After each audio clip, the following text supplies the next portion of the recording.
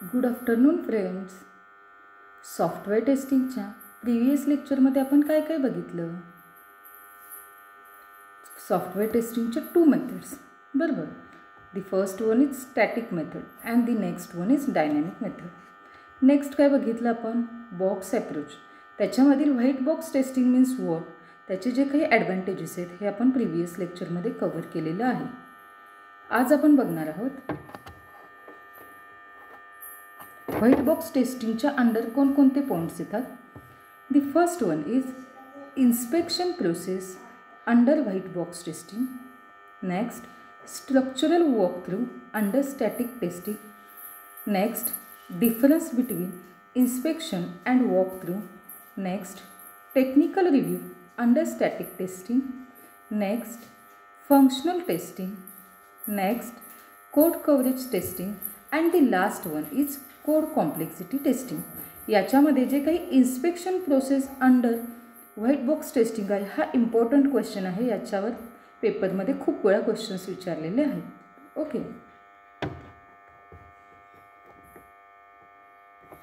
Inspection process म्हणजे नेमकं काय होतं या प्रोसेसमध्ये ते आज आपण बघणार आहोत. The objectives of code inspection is to detect defects and also identify the improvements required in process if any. म्हणजेच काय, आपल्या स्कूलमध्ये इन्स्पेक्शन झालेलं असतं राईट. सो त्यावेळी काय चेक केलं जातं, जे काही नंबर ऑफ स्टुडंट्स आहेत त्यांना जो काही सिलेबस असणार आहे तो कव्हरअप झालेला आहे का, त्यांना जे नॉलेज रिक्वायर्ड आहे ते त्या पर्टिक्युलर सब्जेक्टचं नॉलेज आहे का, हे सगळं चेक केलं जातं. की त्यांच्यामध्ये काही ड्रॉबॅक्स आहेत हे सगळं फाइंड आउट केलं जातं. सेम आपल्या सॉफ्टवेअर टेस्टिंगमध्ये सुद्धा आहे. इन्स्पेक्शन म्हणजेच काय, जो काही आपला कोड असणार आहे एखाद्या प्रोडक्टसाठी एखाद्या सॉफ्टवेअरसाठी आपण जो काही कोड बनवतो त्याच्याबद्दल इन्स्पेक्शन करणं, त्याच्यामध्ये कोणता डिफेक्ट आहे का ते फाइंड आउट करणं, ते डिटेक्ट करणं. आणि जर काही त्या कोडसाठी एखादी इम्प्रूव्हमेंट करणं गरजेचे असेल तर ती आयडेंटिफाय करणं, हे काय होतं इन्स्पेक्शन प्रोसेसमध्ये. Next preparation before the meeting is necessary which contents reading of source documents to give assurance of consistency. म्हणजेच काय, एखादी मीटिंग इन्स्पेक्शन प्रोसेसमध्ये काय होतं, मीटिंग ऑर्गनाईज केली जाते. त्याच्यासाठी आधी प्रिपरेशन असणं गरजेचं आहे राईट. कशाचे प्रिपरेशन असणं, तर जे काही अवेलेबल डॉक्युमेंट्स असणार आहेत ते रीड करून, जे काही सोर्स डॉक्युमेंट्स असणार आहेत ते रीड करून अश्युरन्स देणे, शुअरिटी देणे, खात्री देणे. ओके, त्या मीटिंगमध्ये त्या प्रोडक्टबद्दलची जे काही रिक्वायरमेंट्स आहेत त्या आधी समजून घेऊन, जे काही डॉक्युमेंट्स असतील आपल्याकडे सोर्स डॉक्युमेंट्स ते रीड करून त्याच्याबद्दल अश्युरन्स देणे, त्याच्याबद्दल शुअरिटी देणे, ह्या सगळ्याची प्रिपरेशन करणं गरजेचं असतं त्या मीटिंगमध्ये. Okay, next inspections are conducted by trained monitor who have not developed that code. म्हणजेच काय, हे जे काही इन्स्पेक्शन आहे ते कोणाकडून झालं पाहिजे, तर मॉडरेटरकडून. मॉडरेटर असा पाहिजे जो वेल ट्रेन्ड, त्याला त्या कोडबद्दल तो काय पाहिजे, एक्सपर्ट पाहिजे. कोणताही त्याला नॉलेज, त्या जो काही पर्टिक्युलर कोड असेल तो त्यानं डेव्हलप केलेला नसला पाहिजे. मेन थिंग काय, तो जो काही कोड असणार आहे ज्याचं इन्स्पेक्शन करणार आहोत आपण, तो कोड त्याने डेव्हलप केलेला नसला पाहिजे. पण त्याला तो काय असला पाहिजे, एक्सपर्ट असला पाहिजे. त्याचं जे नॉलेज असेल ते डीप असणं गरजेचं आहे. ओके, सो तो मॉडरेटर काय पाहिजे, वेल ट्रेन्ड असणं गरजेचं आहे त्या कोडचं इन्स्पेक्शन करण्यासाठी. Next code inspection is very effective test method which can't be replaced by other methods of testing. हे जे काही कोड इन्स्पेक्शन टेस्टिंगसाठीची मेथड आहे ती फार इफेक्टिव्ह आहे, फार इम्पॉर्टंट आहे. कारण याच्यामध्ये 80% जे काही डिफेक्ट असणार आहेत ते ह्या प्रोसेसमध्ये फाइंड आउट होतात, ते काय होतात या प्रोसेसमध्ये डिटेक्ट होतात. सो हे जे टेस्टिंग आहे ते मोस्ट इम्पॉर्टंट टेस्टिंग आहे. Next success of this method is depending on the function and condition used in inspection.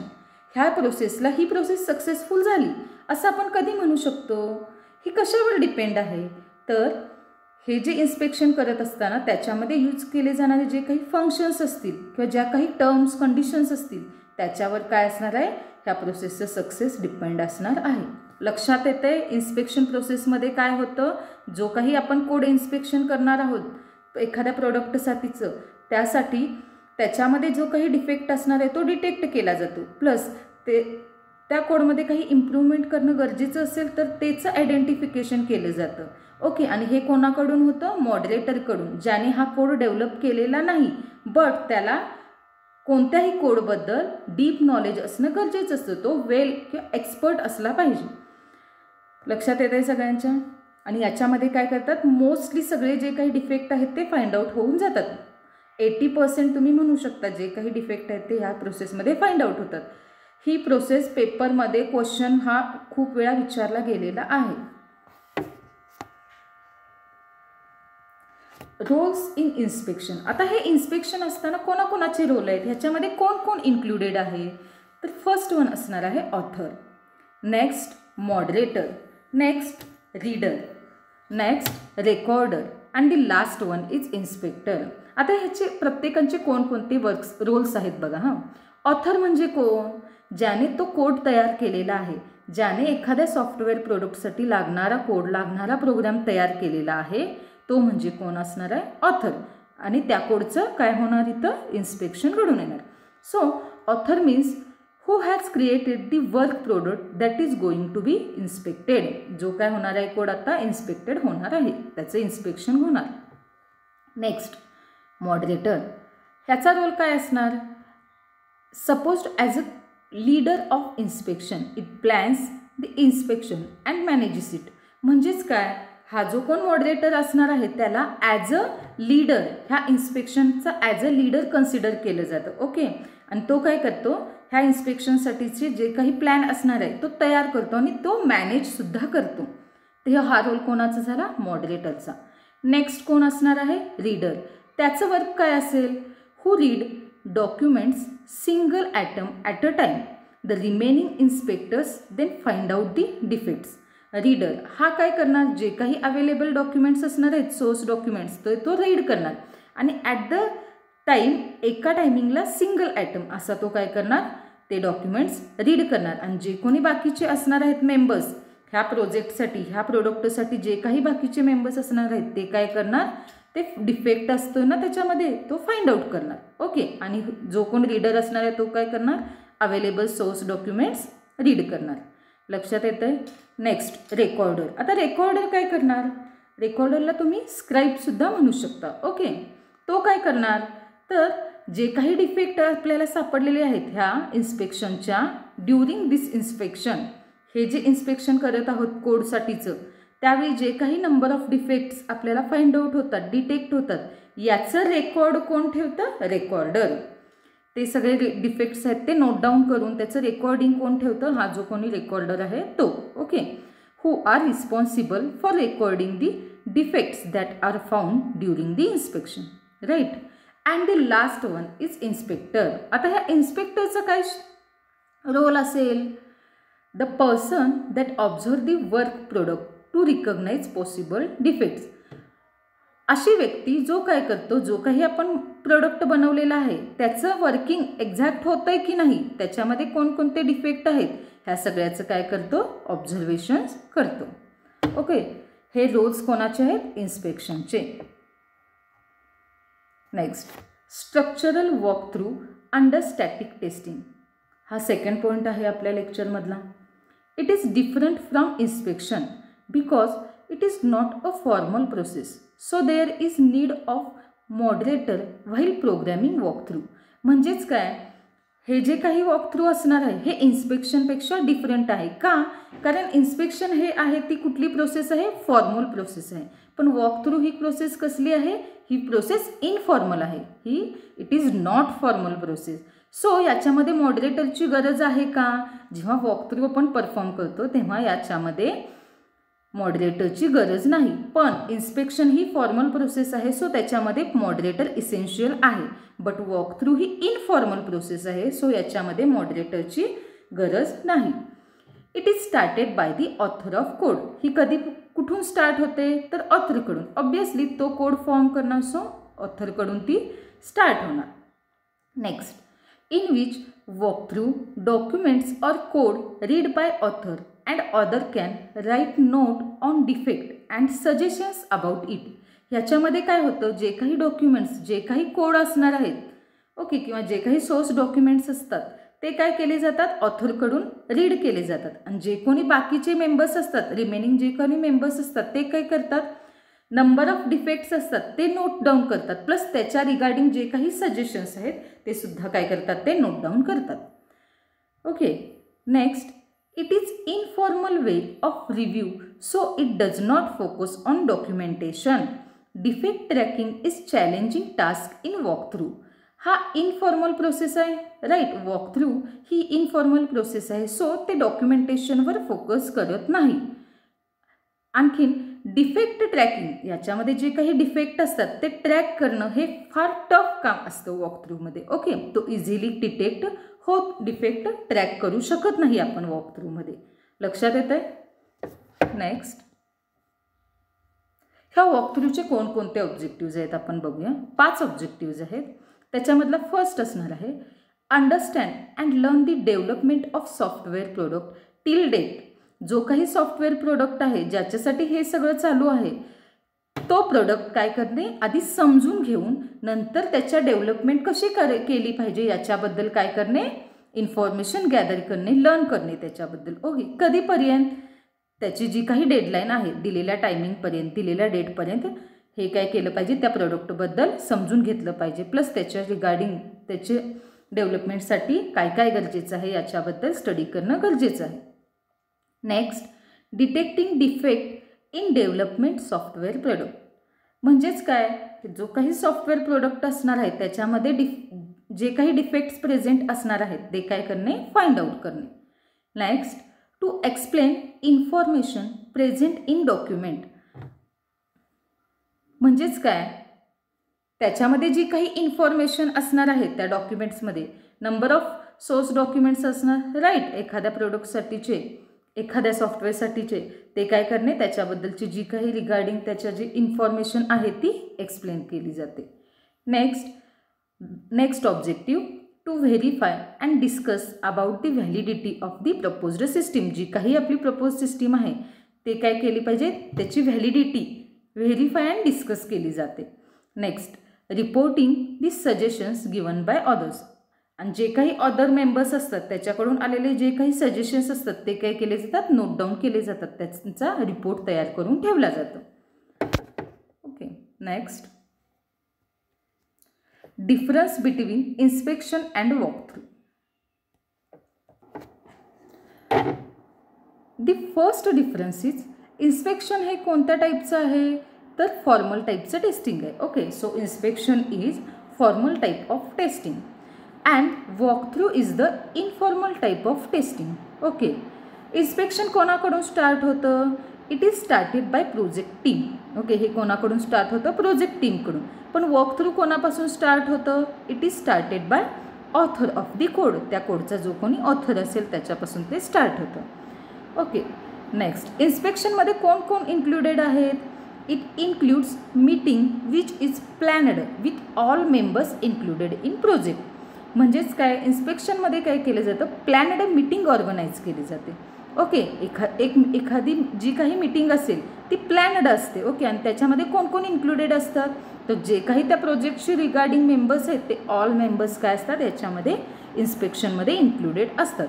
आणि वॉकथ्रूमध्ये काय होतं, त्यांची जी मीटिंग असते ती अनप्लॅनड असते. ओके, सो अनप्लॅनड मीटिंग ऑर्गनाईज होते कुठं, वॉकथ्रूमध्ये. नेक्स्ट, इन्स्पेक्शनमध्ये काय होतं, जो कोणी रीडर असतो तो रीडर काय करतो, कोड रीड करतो. Okay, reader read code of software product. Every member examine it and find out defect. ह्याच्यामध्ये काय होतं, जो कोणी रीडर असणार आहे तो काय करतो, त्या सॉफ्टवेअर प्रोडक्टचा कोड रीड करतो आणि जे काही बाकीचे मेंबर्स असतात सगळे ते काय करतात, ते चेक करतात आणि त्याच्यामधला जो काही डिफेक्ट असणार आहे तो फाइंड आउट करतात, डिटेक्ट करतात. तर वॉकथ्रूमध्ये काय होतं, डिफेक्ट्स, जे काही डिफेक्ट्स असतात ते कोणाकडून कलेक्ट केले जातात, ऑथरकडून कलेक्ट केले जातात. ओके, आणि बाकीचे जे कोण मेंबर्स असतात, बाकीचे जे रिमेनिंग मेंबर्स असतात, टीम मेंबर्स, ते काय करतात, त्या डिफेक्टबद्दल सजेशन्स देतात. आणि तो जो काही डिफेक्ट असणार आहे तो फाइंड आउट करतात. म्हणजेच वॉकथ्रूमध्ये काय होतं, जे काही नंबर ऑफ डिफेक्ट आहेत ते कोण फाइंड आउट करतात, तर बाकीचे रिमेनिंग मेंबर्स, आणि ते काय करतात, त्या डिफेक्टबद्दल सजेशन्स देतात. ओके, आणि ऑथर काय करतो, हे जे काही फाइंड आउट केलेले डिफेक्ट आहेत ते काय करतो, कलेक्ट करतो, ते रेकॉर्ड करतो. लक्षात येतं आहे. नेक्स्ट, रेकॉर्डर रेकॉर्ड्स दी डिफेक्ट. इन्स्पेक्शनमध्ये काय होतं, जे काही डिफेक्ट्स आहेत ते रेकॉर्डर काय करतो, रेकॉर्ड करतो, नोट डाऊन करून ठेवतो.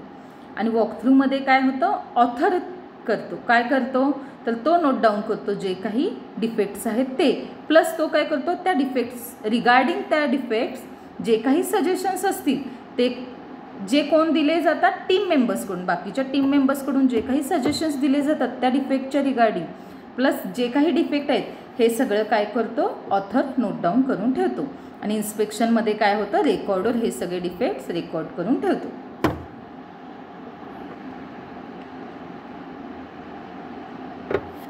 नेक्स्ट पॉईंट आहे technical review under static testing. आता हा टेक्निकल रिव्ह्यू नेमका कशासाठी आहे, त्याचा मेन गोल काय आहे, तर आपण बघून घेऊया. To find out errors in functions, logic और कोडिंग इन द सॉफ्टवेअर. काय फाइंड आउट करण्यासाठी, जे काही आपलं सॉफ्टवेअर आहे त्याच्यामध्ये जे काही नंबर ऑफ फंक्शन्स, लॉजिक्स किंवा कोड आहे त्याच्यामध्ये एखादा एरर, एखादी मिस्टेक आहे का ते फाइंड आउट करण्यासाठी टेक्निकल रिव्ह्यूचा मेन फोकस असतो. Next, to check this software fulfills the requirement for which it is build. त्याच्यामध्ये काय केलं जातं, चेक केलं जातं, टेस्ट केली जाते, एक्झामिन केलं जातं. काय, तर जे काही सॉफ्टवेअर आपण बनवत आहे, ज्या रिझनसाठी आपण बनवत आहे, मला ह्या कारणासाठी हे सॉफ्टवेअर पाहिजे आहे, मी ह्या पर्पजसाठी हे सॉफ्टवेअर बनवायला दिलेलं आहे. ओके, सो त्या ज्या काही रिक्वायरमेंट्स आहेत त्या सर्व काही रिक्वायरमेंट्स फुलफिल झालेले आहेत का ते चेक आउट करण्यासाठी, ते फाइंड आउट करण्यासाठी, ते टेस्ट करण्यासाठी टेक्निकल रिव्ह्यू काय करतं, फोकस करतं. Next, to give assurance this software has been designed as per customer requirements. आणखीन कशासाठी केलं जातं, तर अश्युरन्स देण्यासाठी, शुअरिटी देण्यासाठी. ओके, कशाची, तर जे काही आम्ही सॉफ्टवेअर बनवलेलं आहे, ज्या पद्धतीनं ते प्रोडक्ट डिझाईन केलेलं आहे ते ॲज पर कस्टमर रिक्वायरमेंट, जसं कस्टमरनं सांगितलेलं आहे, त्या युजरची ज्या काही रिक्वायरमेंट्स आहेत त्या पद्धतीनंच आम्ही ते प्रोडक्ट डिझाईन केलेलं आहे, याची अश्युरन्स देण्यासाठी, याची खात्री देण्यासाठी काय करतं, टेक्निकल रिव्ह्यू मेन फोकस्ड होतं. Next, to create software developed in uniform order. Okay, जे काही सॉफ्टवेअर आपण डेव्हलप केलेलं आहे ते युनिफॉर्म ऑर्डरमध्ये तयार करण्यासाठी टेक्निकल रिव्ह्यू फोकस करतं.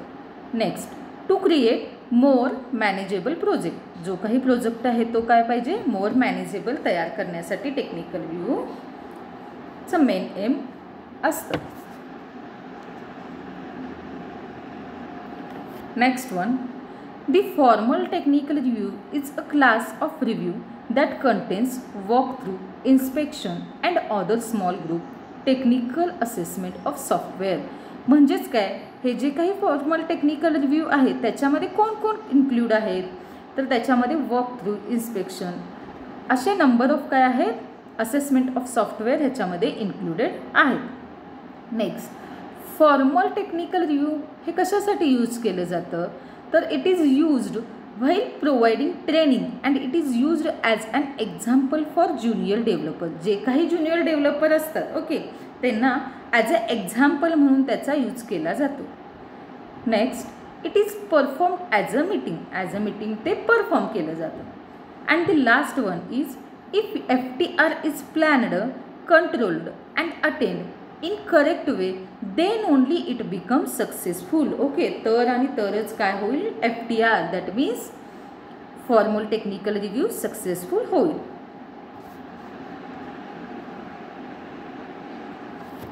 Next one is functional testing. Functional testing म्हणजे काय, it is the type of software testing where system is tested against the functional requirements. Okay, हे काय आहे, सॉफ्टवेअर टेस्टिंग आहे बरोबर, हे टाईप ऑफ सॉफ्टवेअर टेस्टिंग आहे आणि याच्यामध्ये काय केलं जातं, फंक्शनल रिक्वायरमेंट्सच्या अगेन्स्ट टेस्टिंग केलं जातं. Okay, functions are tested by feeding them input and examining the output. याच्यामध्ये जे काही नंबर ऑफ फंक्शन्स असतील, जे काही फीचर्स असतील ते टेस्ट केले जातात, ते एक्झामिन केले जातात. कसे? तर त्यांना इनपुट दिलं जातं आणि त्याच्यावरून जे काही आउटपुट आहे ते एक्सपेक्टेड आउटपुट आणि ॲक्च्युअल आउटपुट चेक करून डिसाईड केलं जातं. Okay. During functions testing black box testing technique is used in which the internal logic of system being tested is not known to the tester.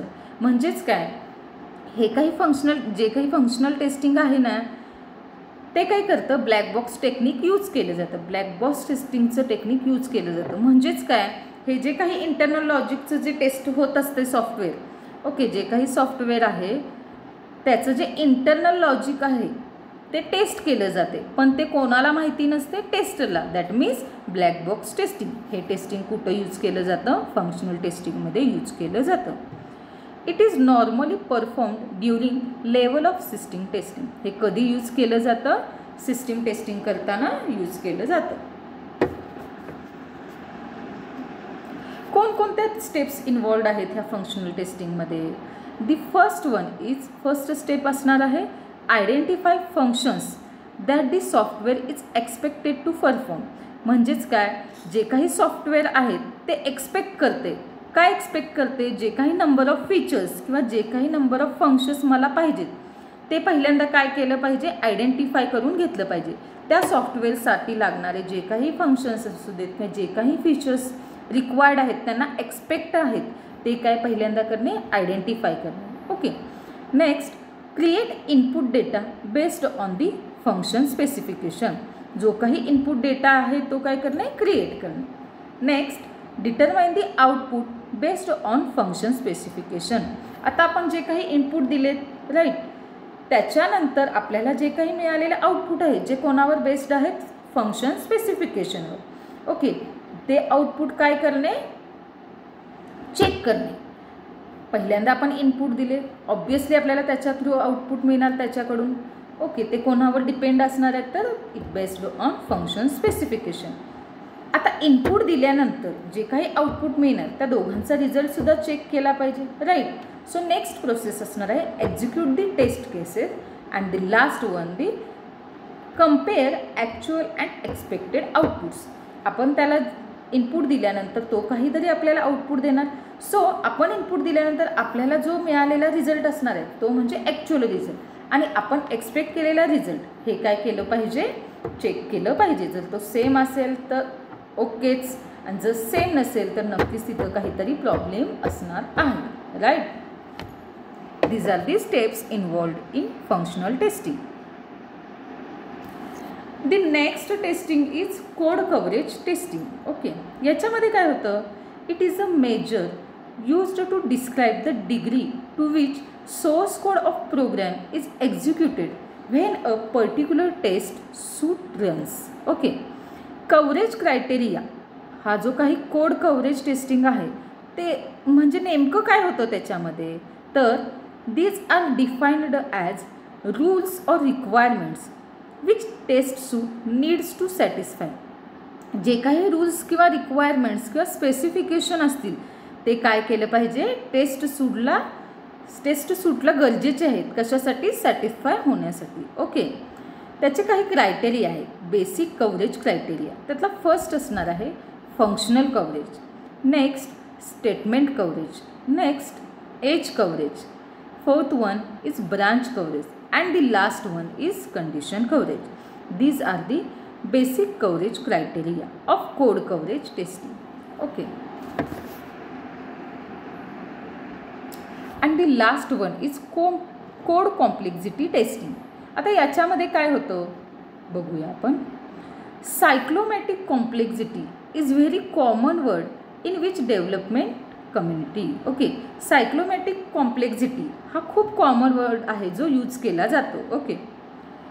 This technique is used to determine complexity of piece of code और functionality. हे कशासाठी use केलं जातं, code complexity testing हे कशासाठी use केलं जातं, तर कॉम्प्लेक्सिटी डिटरमाइन करण्यासाठी. जो काही आपला कोड आहे किंवा जे काही फंक्शन्स आहेत त्याची कॉम्प्लेक्सिटी डिटरमाइन करण्यासाठी हे टेक्निक यूज केलं जातं. त्याच्या थ्रू आपल्याला काय काय इन्फॉर्मेशन मिळते बघूया आपण. इज द प्रोग्राम टेस्टेबल, ह्याचं answer. Plus is the program understood by everyone, and the last one is the program reliable enough. ह्या सगळ्याचे ॲन्सर्स आपल्याला कोड कॉम्प्लेक्सिटी टेस्टिंगमध्ये मिळून जातात. ओके, म्हणजेच जो काही प्रोग्राम असणार आहे तो टेस्ट केलेला आहे का, तो सगळ्यांना समजणारा आहे का, तो खरंच रिलायबल आहे का, हे कोड कॉम्प्लेक्सिटी फाइंड आउट केल्यानंतर आपल्याला त्याचे ॲन्सर्स मिळून जातात. आता कोड कॉम्प्लेक्सिटी फाइंड आउट कशी करायची, कॅल्क्युलेट कशी करायची, तर त्याचा फॉर्म्युला आहे. Next one, how to calculate cyclomatic complexity. जो काही प्रोग्राम आहे तो टेस्टेबल आहे की नाही, ओके, तो सगळ्यांना समजणार आहे की नाही, ह्या सगळ्याची इन्फॉर्मेशन आपल्याला कधी मिळेल, ह्याचं ॲन्सर आपल्याला कधी मिळेल, तर त्याचं जे काही कॉम्प्लेक्सिटी आहे, कोड कॉम्प्लेक्सिटी, ती कॅल्क्युलेट केल्यानंतर. आणि ती कॅल्क्युलेट कशी केली पाहिजे, तर त्याच्यासाठीचा फॉर्म्युला आहे CC means what, cyclomatic complexity, त्याचा शॉर्ट फॉर्म आहे CC. ओके, आता CCचा फॉर्म्युला बघूया. CC is equals to E minus N plus 2. That means cyclomatic complexity is equals to number of edges minus number of nodes plus 2. Okay, E stands for number of edges and N stands for number of nodes. Okay. So cyclomatic complexity कशी find out करायची लक्षात आलं सगळ्यांना. Okay, next लेक्चरमध्ये आपण आपला chapter cover होईल. Thank you.